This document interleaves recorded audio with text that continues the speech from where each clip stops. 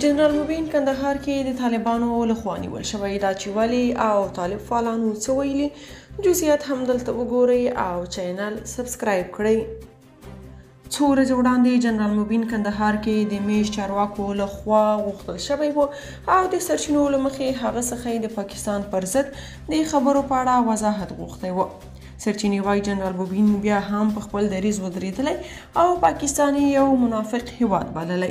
همدې سره نوموړی کندهار کې یو ځل بیا نیول شوی او نامعلوم ځای ته وړل شوی دی.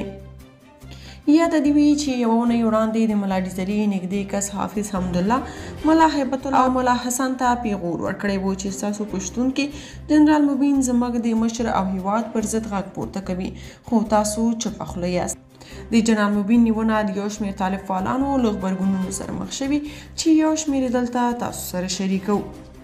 حاتف مختار لیکلي زموږ لومړنی او دقیق معلومات داسې ښایي چې جنرال مبین په کندهار کې نیولی دی نو اوس موږ نه پوهیږو چې داسې بار بار نیول په څه معنا او مفهوم دي. موږ په داسې کړنو سره خپل ملت ته انځور وړاندې کوو.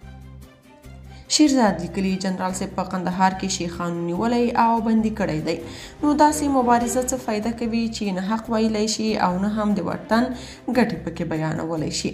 جنرال صاحب د پاکستان خلاف یو څه خبرې وکړي اوس بیچاره په مشکل کې دی. داسې خو به نه وي چې کندهار د کرنیلانو او ISI مرکز وي.